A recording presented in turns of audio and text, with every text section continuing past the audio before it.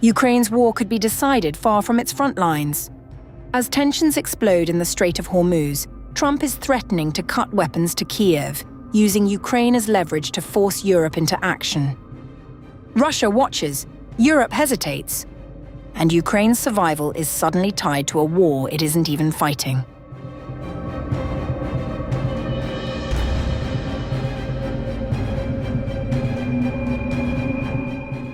The United States has raised the stakes in its confrontation with allies, with President Donald Trump reportedly threatening to halt weapons supplies for Ukraine in order to pressure European countries into joining a coalition to reopen the Strait of Hormuz.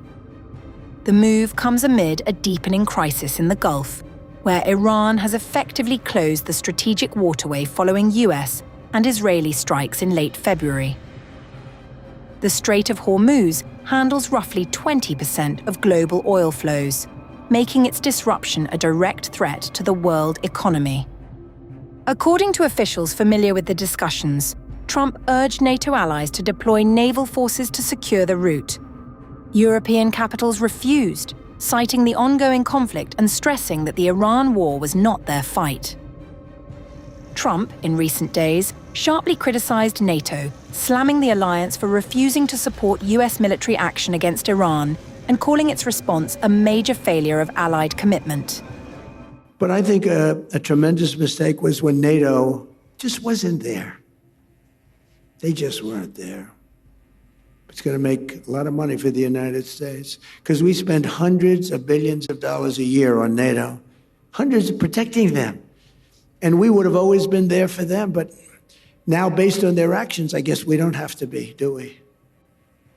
Mr. President. That sounds like a breaking story, yes, sir? Behind the scenes, pressure escalated quickly. Officials say Trump threatened to cut support to Pearl, also known as Prioritized Ukraine Requirements List, NATO's Ukraine-focused weapons procurement mechanism, funded largely by European countries. The warning raised alarm across the alliance, given Ukraine's heavy reliance on Western military supplies in its war with Russia. NATO Secretary-General Mark Rutte moved swiftly to contain the fallout.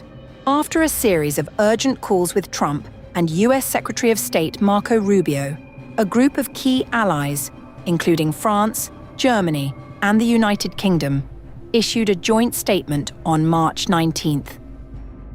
We express our readiness to contribute to appropriate efforts to ensure safe passage through the Strait of Hormuz.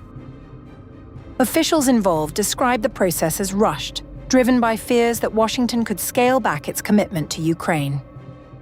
It was Rutte who insisted on the joint statement because Trump had threatened to withdraw from Pearl and from Ukraine in general. Despite the statement, divisions remain. British Prime Minister Keir Starmer has maintained that any involvement would only come after active fighting ends, signaling continued hesitation among European governments. Meanwhile, tensions within NATO are spilling into public view. Trump has repeatedly criticized allies for what he sees as an imbalance in burden sharing, particularly as the US shifts focus towards the Middle East. The dispute is also intersecting with broader military priorities. The war in Iran has increased demand for key systems such as Patriot air defense missiles, which are also critical to Ukraine's defense against Russian strikes.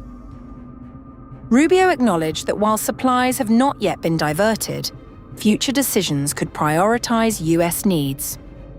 So I think there's no doubt, unfortunately, after this conflict is concluded, we are going to have to re-examine that relationship. We're going to have to re-examine the value of NATO and that alliance for our country. Ultimately, that's a decision for the president to make, and he'll have to make it. We're going to finish the job here. For now, the alliance is holding, but the episode has exposed deep fractures, raising questions about NATO's cohesion at a time of simultaneous crises in both Europe and the Middle East.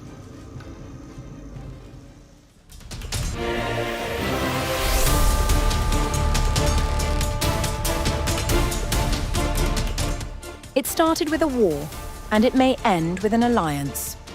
Trump has told The Telegraph he is strongly considering pulling the United States out of NATO. Not as a negotiating tactic, not as a campaign threat, but as a direct consequence of what he calls a betrayal during his war on Iran, His words were blunt. Oh yes, I would say it's beyond reconsideration.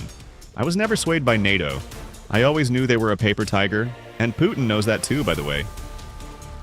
A few days ago, Trump called NATO a paper tiger and said that he is disappointed with the organization.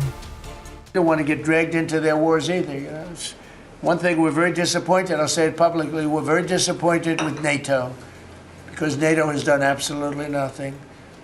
And I've always said, 25 years ago, I mean, I was somebody that wasn't a politician, but I was always involved in politics and I understood politics.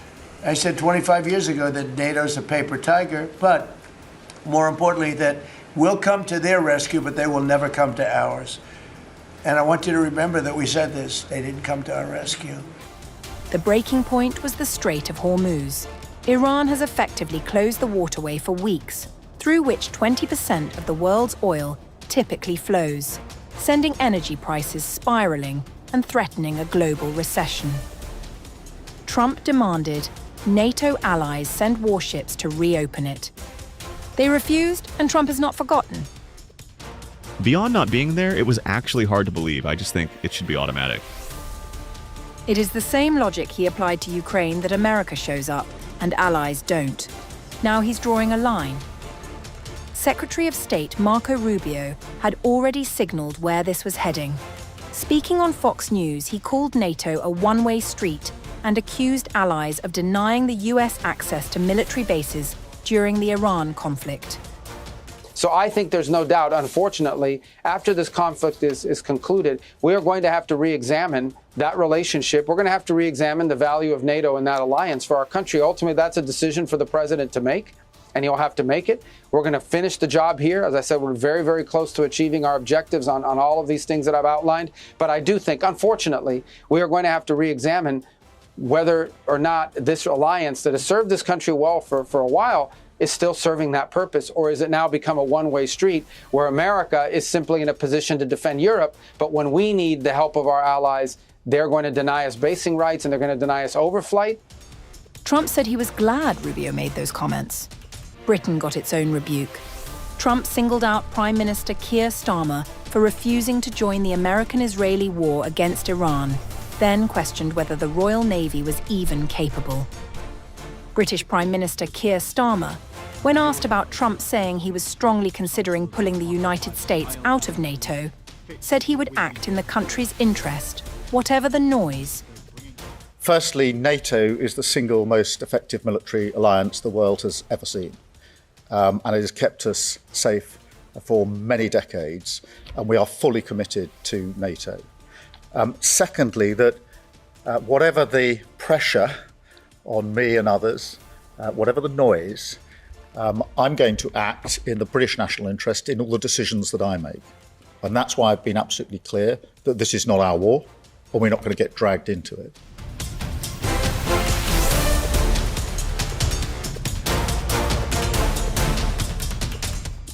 So what actually happens if the US walks out? NATO doesn't vanish overnight, but it becomes a fundamentally different organization. The US contributes roughly 70% of NATO's total defense spending and provides the nuclear umbrella that makes Article 5, the Attack One, Attack All guarantee, credible. Without Washington, that guarantee becomes a promise Europe cannot keep alone.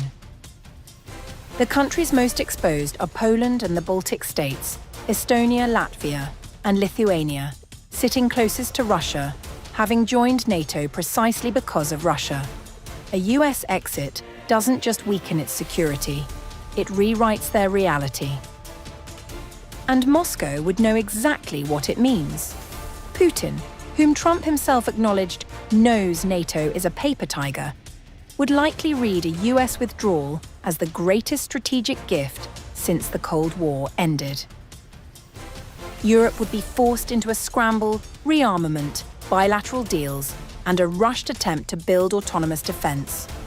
France and the UK would try to anchor something. Germany would face its most consequential military decisions since 1945. Congress has passed legislation making unilateral withdrawal difficult. The legal and political resistance would be enormous. But the signal alone, a US president calling NATO a paper tiger and meaning it has already changed the conversation.